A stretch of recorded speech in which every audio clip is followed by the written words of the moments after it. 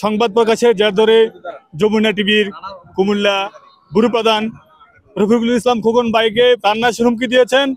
এমনকি কুমিল্লা মেডিকেলে নিউজ সংগ্রহকালে ওনার উপরে হামলা করেছেন। এখন পর্যন্ত প্রশাসন কাউকে চিহ্নিত করে গ্রেপ্তার করতে পারেনি। আমরা অতি দ্রুতই এই দোষীদের যারা প্রাণনাশের হুমকি দিয়েছেন এমনকি হামলা করেছেন আমরা তাদের দ্রুত গ্রেপ্তারের দাবি জানাচ্ছি। সেই সাথে আজকে চৌদ্দগ্রাম টেলিভিশন জার্নালিস্ট অ্যাসোসিয়েশন মানববন্ধন করেছেন আমাদের সকল সহকর্মী, ধন্যবাদ জানাচ্ছি সহকর্মীদের। সেই সাথে দোষীদের যারা আমাদের রফিকুল ইসলাম খোকন চৌধুরী বাইকের উপর হামলা এবং প্রাণনাশের হুমকি দিয়েছেন, আমরা জেলা প্রশাসন এবং উপজেলা প্রশাসন নাঙ্গলকোটের পুলিশ প্রশাসনকে আমরা বলতে চাই যে দ্রুত অপরাধীদেরকে আপনারা গ্রেপ্তার করুন। কারণ সাংবাদিকরা যেভাবে লাঞ্ছিত হচ্ছে সারা দেশে, আমরা এটা চাই না, এটা কারোর জন্য কাম্য নয়। আজকে রফিক ভাইয়ের উপর হয়েছে, আজকে যমুনা টিভির বুড়ো প্রধান রফিক ভাই প্রতি যে হামলা বা প্রাণনাশের হুমকি হয়েছে, কালকে আমাদের উপর যে হবে না তার কোনো গ্যারান্টি আছে? তা আমরা প্রশাসনের নিকট জোর দাবি জানাচ্ছি দ্রুত অপরাধীদের আইনের আওতা আনুন, তাদের গ্রেপ্তার করুন।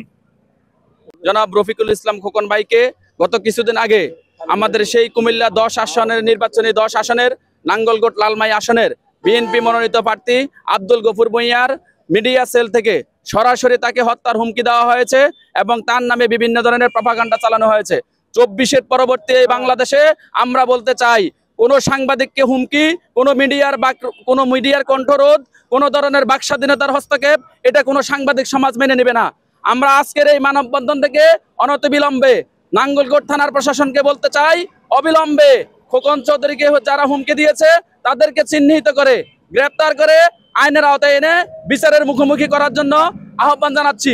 সাথে যে রফিকুল ইসলাম খোকন ভাই, উনি যমুনা টিভির ব্যুরো চিফ কুমিল্লা, উনি যখনই দুঃসাহসিক কাজ করেন, নিউজের কাজ করেন, তখনই ওনার উপরে হামলা হয়, তখন ওনার উপরে হত্যার হুমকি হয়।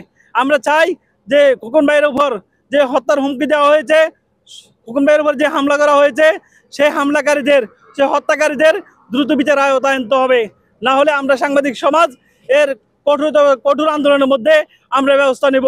আমরা চাই আর কোনো সাংবাদিক, আর কোনো সংবাদকর্মী যাতে হত্যা শিকার না হয়, আর কোনো সাংবাদিক যাতে হুমকি শিকার না হয়। এই রাষ্ট্র, এই সমাজ সাংবাদিকদেরকে মুক্ত মনে, মুক্তভাবে, স্বাধীনভাবে কাজ করতে দিতে হবে।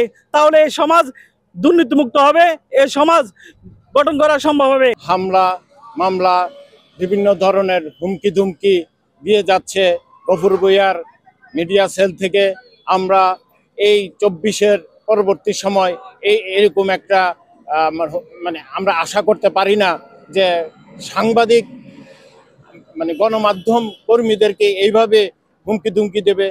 সেই খোকন চৌধুরীর উপর শুধু আজকে না, পূর্বেও এরকম আমাদের মেডিকেল কলেজ থেকেও এভাবে হামলা করা হয়েছে। সে একজন অনুসন্ধানী সাংবাদিক, তার উপর যেভাবে গুন্ডা বাহিনী লেগে থাকে, আমরা আমাদের এই সাংবাদিকতার কোনো নিরাপত্তা পাচ্ছি না। আমরা অতিবিলম্বেই আমরা তার বিচার চাই।